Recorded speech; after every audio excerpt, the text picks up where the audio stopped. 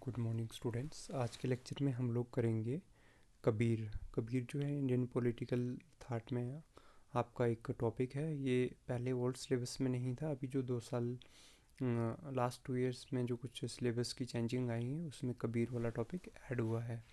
जो लोग first time मेरी वीडियो देख रहे हैं तो वो मेरे चैनल को सब्सक्राइब करें, लाइक करें एंड बेल आइकन का बटन दबा दें, क्योंकि उससे क्या होगा कि जो भी मेरे चैनल में न्यू वीडियो आएगी उसकी आपको नोटिफिकेशन मिल जाएगी। आप कोविड सिचुएशन में आप अपना अच्छे से ध्यान रखिएगा एंड घर में बैठ के अच्छे से पढ़िएगा। जो कबीर हैं, कबीर का कोई हमारे पास इंडियन पॉलिटिकल थाट में जो थिंकर हैं कबीर, इनका परफेक्ट हमारे पास नहीं है डाटा कि इनकी कब बर्थ हुई थी, कब इनकी डेथ हुई थी, लेकिन फिर भी हम प्रिडिक्शंस लगाते हैं। कुछ हमारे पास 2-3 डेट हैं जिनको हम मान के चलते हैं कि उसी टाइम इनका जन्म हुआ था। There is no consensus on the birth date of Kabir. However, there are 3 dates of Kabir life in the public domain. लेकिन फिर भी जो लोग हैं उनके पास 2-3 डेट्स हैं, वो उनको ही लेके चलते हैं कि हाँ इनमें ही कबीर का जन्म हुआ होगा। फर्स्ट है 1442 1518, मीन्स के 1440 जो है उसमें उनका जन्म हुआ था एंड 1518 में उनकी डेथ हुई थी।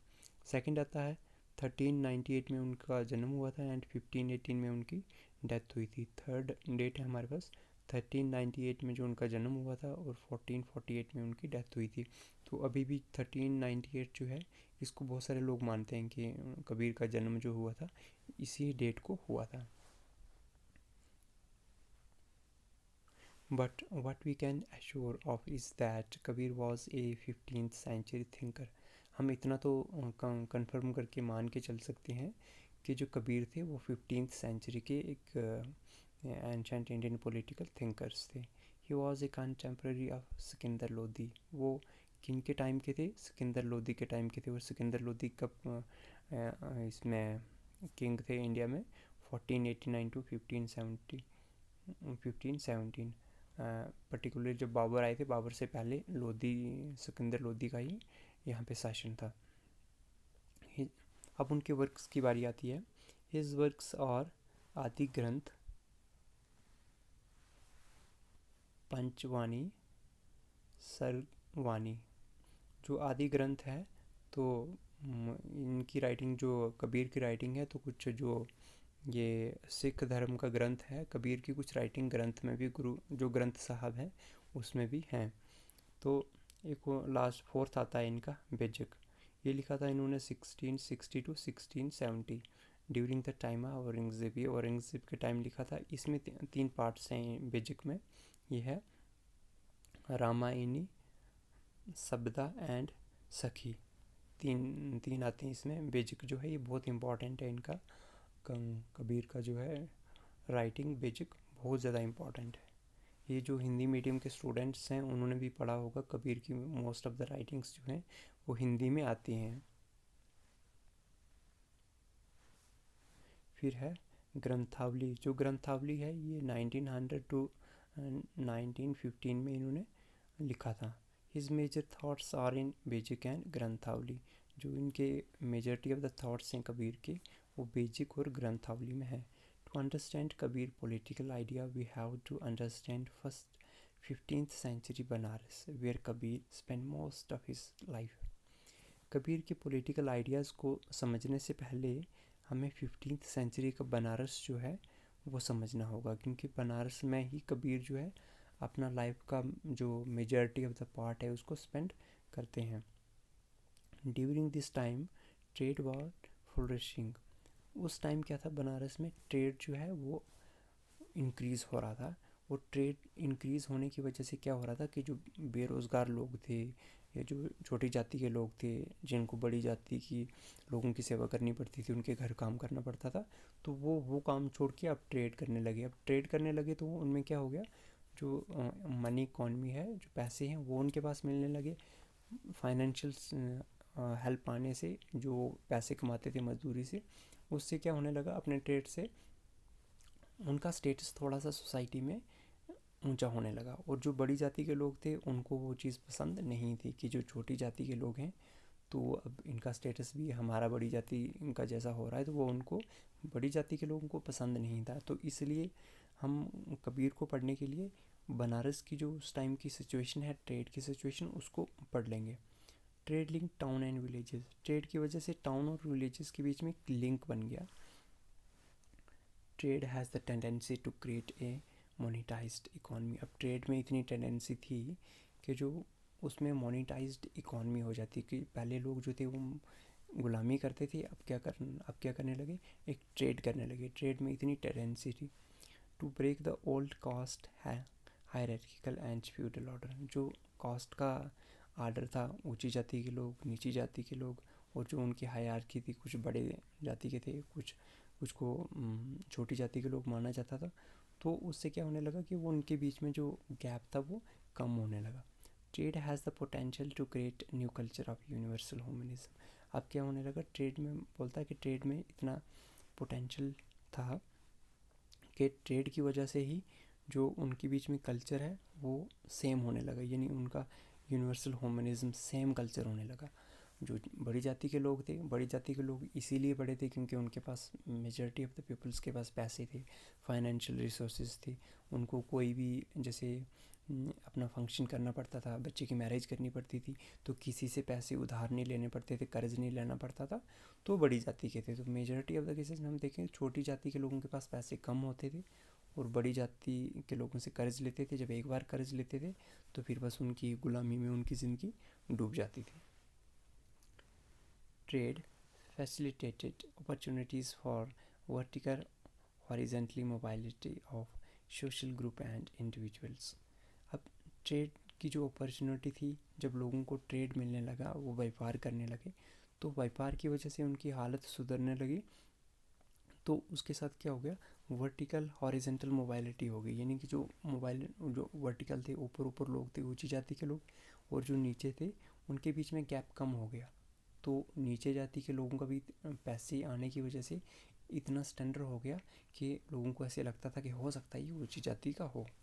However elite reacted against the upward mobility of subaltern. Subaltern हो गए कि जो छोटी जाति के लोग थे उनको कहा जाता है, चाहे वो छोटी जाति के हों, चाहे वो उनकी क्लास छोटी हो, मतलब उनका जो पेशा है वो काम करते हैं वो छोटा हो, उनको हम सुबाल्टर्न कहेंगे।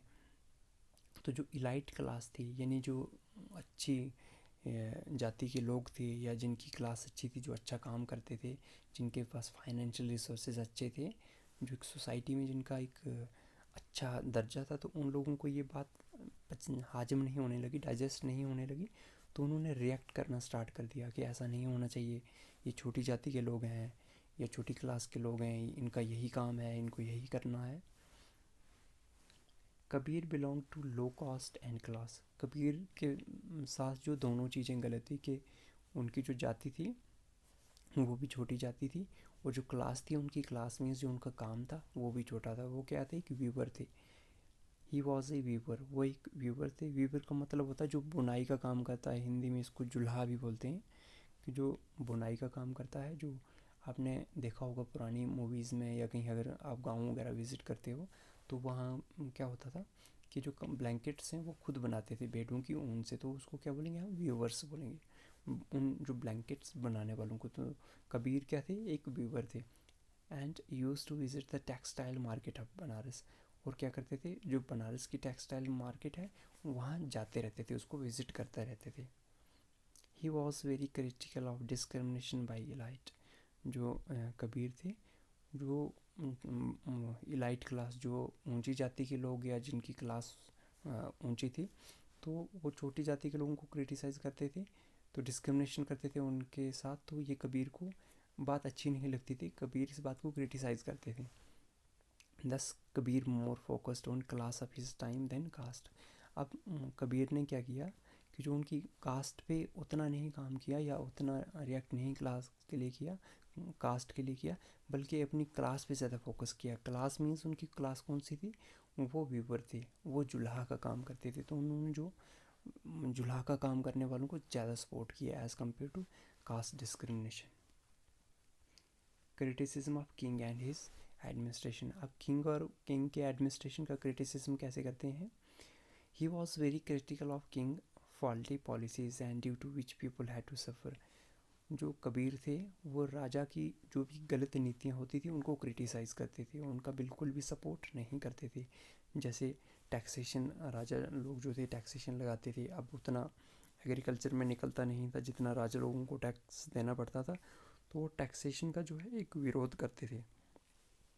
और ज़मींदारी सिस्टम में क्या होता था कि ज़मीन का मालिक कोई और है, जो ज़मीन को लगा रहा है वो कोई और है। जो पेजेंट्स हैं, मीन्स जो उस पर फार्मर्स हैं जो खेती बाड़ी खुद कर रहे हैं, तो उनकी ज़मीन नहीं होती थी, ज़मींदार कोई और होता था। तो ज़मीन किसी और की है, काम कोई और कर रहा है, तो जो काम कर रहा है ज़मीन उसकी होनी चाहिए। तो इसीलिए जो ज़मींदारी सिस्टम था उसके खिलाफ भी ये इन्होंने आवाज़ उठाई थी, उनको भी ये क्रिटिसाइज़ करते थे। People also suffer due to shifting of capital from Delhi to Daulatabad. जब इंडिया का कैपिटल दिल्ली से दौलताबाद मूव हो गया, तो ये मोहम्मद बिन तगलक जो थे, तो इन्होंने अपने पागलपन की वजह से ऐसे ही सडन डिसीजन ले लिया कि हम लोग मूव करेंगे। तो मूव करते वक्त रास्ते में कोई भी अच्छी फैसिलिटी नहीं थी, खाना खाने के लिए नहीं था, रुकने के लिए शेल्टर नहीं था, जिसकी वजह से बहुत से लोग जाते मर गए। और फिर वहाँ पहुँच के दौलताबाद में भी इतनी फैसिलिटीज़ नहीं थी कि उनका पूरा किंगडम सर्वाइव कर सकता, जिसकी वजह से इनको मोहम्मद बिन तगलक को बहुत नुकसान पहुँचा। तो 2 साल के अंदर अंदर इन्होंने फिर वहाँ से मूव कर लिया वापस दिल्ली को।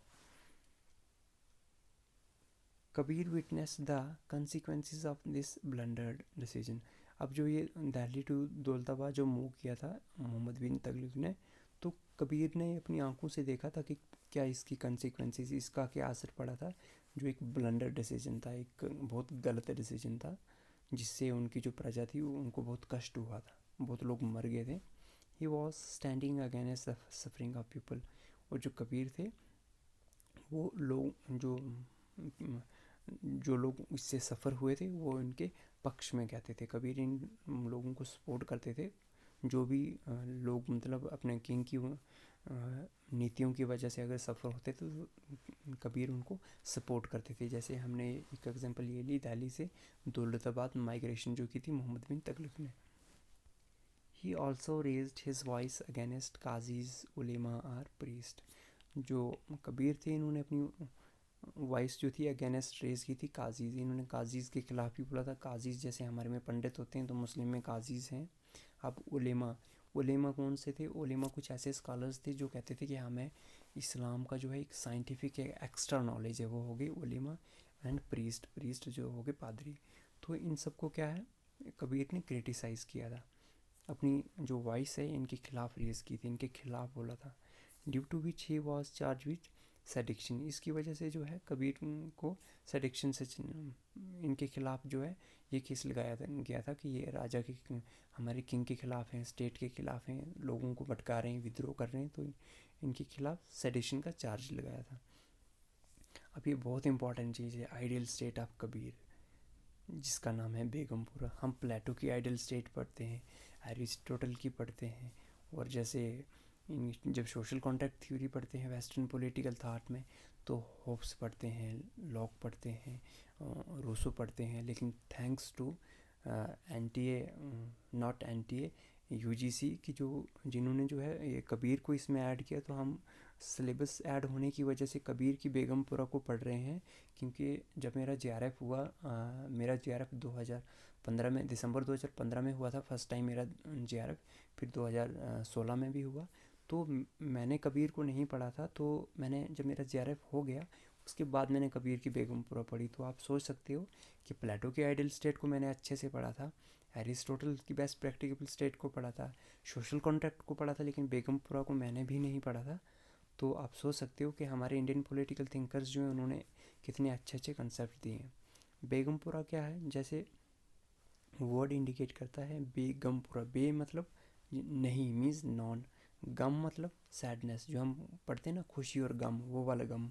बेगम मतलब जहाँ गम ना हो, पुरा मीन्स सिटी शहर। तो एक ऐसा शहर जहाँ पे कोई भी गम नहीं हो उसको क्या बोलेंगे हम, बेगमपुरा। कि ऐसा ऐसा शहर जहाँ पे बिल्कुल गम नहीं हो। इंग्लिश में हम इसको कहेंगे ए लैंड विदाउट सारोज, कि ऐसी ज़मीन, ऐसी धरती जहाँ पे कोई भी दुख ना हो। Begumpura kingdom of God was an ideal village without, ये एक ऐसी विलेज की बात करते हैं, एक ऐसी धरती की बात करते हैं, एक ऐसी भूमि की बात करते हैं जिसमें कौन कौन सी चीज़ नहीं होगी। सॉरो, कोई भी दुख नहीं होगा। प्राइवेट प्रॉपर्टी, कोई भी प्राइवेट प्रॉपर्टी नहीं होगी। टैक्सेस, कोई भी आपसे टैक्सेस नहीं मांगेगा। मोनार्की, कोई भी आपका किंग नहीं होगा, कोई भी आपका जो है आपको गवर्न नहीं करेगा। एंड सोशल हायरार्की, और उसमें क्या है, कोई भी सोशल हायरार्की नहीं होगी, कोई भी ऊंची क्लास का नहीं होगा, कोई भी लोअर क्लास का नहीं होगा, कोई भी ऊंची कास्ट का नहीं होगा, कोई भी जो है लोअर कास्ट का नहीं होगा। सारे क्या होंगे, सेम बराबर होंगे। बिल्कुल ऐसी सोसाइटी होगी, ऐसा ही विलेज होगा बेगमपुरा जहाँ पे क्या सब कुछ बराबर होंगे, एक जैसे होंगे। It was a land of sanitary peoples without any fear, greed, caprice, crime and scarcity. ये एक ऐसी धरती होगी, ऐसी जगह होगी जहाँ के लोग क्या होंगे, बुद्धिमान होंगे बिल्कुल, और उनमें कोई भी डर नहीं होगा, कोई भी लालच नहीं होगा, वहाँ किसी भी चीज़ की कमी नहीं होगी, वहाँ कोई भी क्राइम नहीं होगा। वहाँ पे बिल्कुल ऐसे शांत लोग होंगे, और वहाँ पे सबका माइंड जो होगा बिल्कुल शांत होगा। बिल्कुल जैसे इंडियन फिलॉसफी में हम तपस्वी वाला माइंड पढ़ते हैं ना, जो अपनी साधना में होते हैं साधु, तो बस एक ऐसा माइंड होगा। बिल्कुल भी उस माइंड में कोई वो चेंज होने वाला नहीं होगा, वो डिस्टर्ब होने वाला बिल्कुल भी नहीं होगा। There was no discrimination on the basis of caste, religion and gender. इसमें कोई भी डिस्क्रिमिनेशन नहीं होगा, चाहे वो कास्ट बेस्ड डिस्क्रिमिनेशन हो, चाहे रिलीजन बेस्ड हो, चाहे वो जेंडर बेस्ड हो। It was a rational and human society.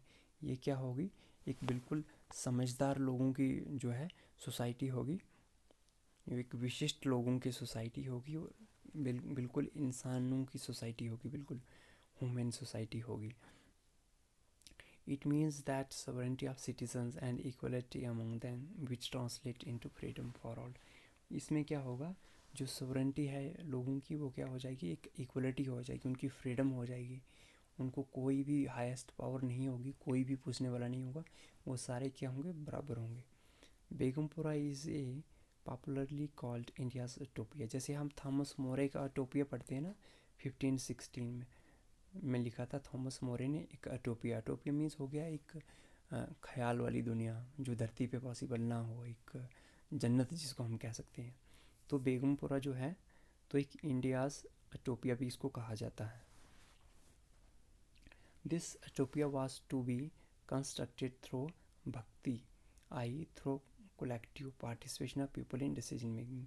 और ये किससे पॉसिबल होगा, ये भक्ति से पॉसिबल होगा। भक्ति क्या है, जिसमें सारे लोग क्या है मिलके एक डिसीजन लेंगे। कोई भी चीज़ है, जैसे एक मान के चलो हम एक डायरेक्ट डेमोक्रेसी होगी, वहाँ पे कुछ भी डिसीजन होगा ना तो सारे जो होंगे उनका कलेक्टिव डिसीजन होगा, किसी एक का नहीं होगा। Bhakt were considered at one god of Begampura. जो ये लोग होंगे भक्त जिनको हम बोलेंगे, ये ही बेगमपुरा को चलाएंगे, यही सब कुछ बेगमपुरा का करेंगे। फिर आते हैं गेल ओम वेदत। इन्होंने एक बुक लिखी है seeking Begumpura the social vision of anti caste intellectual से 2008 में बुक आई थी। इन्होंने ये बुक लिखी है, तो बहुत अच्छी बुक है। इसको आप उस पर यूट्यूब पे सर्च कर सकते हो, उस पर अमेज़ोन पे भी देख सकते हो। Comment on Kabir. फिर कुछ जो थिंकर्स थे, इंडियन थिंकर्स थे, उन्होंने कबीर पे कुछ कमेंट किया है। तो जैसे राम विलास शर्मा, इन्होंने कहा है कंपेयर्स कबीर विद तुलसी, कि जो कबीर को तुलसीदास से कंपेयर किया है।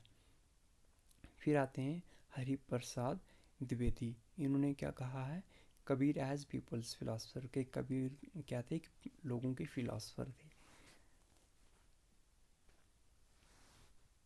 फिर आते हैं पुरुषोत्तम अग्रवाल। इन्होंने क्या कहा था, Kabir as a philosopher who challenge the power, कि कबीर एक ऐसे फिलासफर थे जिन्होंने पावर को चैलेंज किया, वहाँ किंग को चैलेंज किया, और जो किंग गलत चीज़ें करते थे, जो गलत नीतियाँ थी, पॉलिसीज़ थी, रॉन्ग पॉलिसीज़ थी, उनको चैलेंज किया। राजा राम मनोहर रॉय ये कहते हैं आगरा दर्शक, कि इनको क्या नाम देते हैं, आगरा दर्शक के नाम का नाम देते हैं कबीर को। फिर उसके बाद आता है Ambedkar identified 3 gem of Indian intellectual tradition के हमारी जो इंडियन फिलॉसफी है इसकी 3 जेम बताते हैं वो कि जो अमूल्य जो 3 रत्न हैं इंडियन फिलॉसफी के वो कौन है, वो हैं बुद्धा, कबीर एंड ज्योतिबा फुले। ये पूछ सकते हैं कि जो 3 जेम थे इंडियन फिलॉसफी की वो कौन कौन से हैं, Buddha, Kabir and Jyotiba Phule 3। Thanks for watching my PPT. और आप अच्छे से अपना ध्यान रखिएगा। अगर किसी भी क्वेश्चन में आपको कोई भी टॉपिक आपको समझ नहीं आता है तो आप कमेंट सेक्शन में कमेंट कर सकते हैं। और सबसे इम्पॉर्टेंट बात, आपको इसकी पीडीएफ मिल जाएगी डिस्क्रिप्शन में, आप वहाँ से डाउनलोड कर सकते हो। फ्री ऑफ कास्ट है। हिली एकेडमी की कोई भी सर्विस है, उसका कोई भी चार्ज नहीं है। आप अच्छे से पढ़िए, अच्छे से हार्ड वर्क करेंगे तो जैसे कि मेरा हिली एकेडमी JRF का स्लोगन है कि आप JRF दूर नहीं है, keep on working hard. Thank you.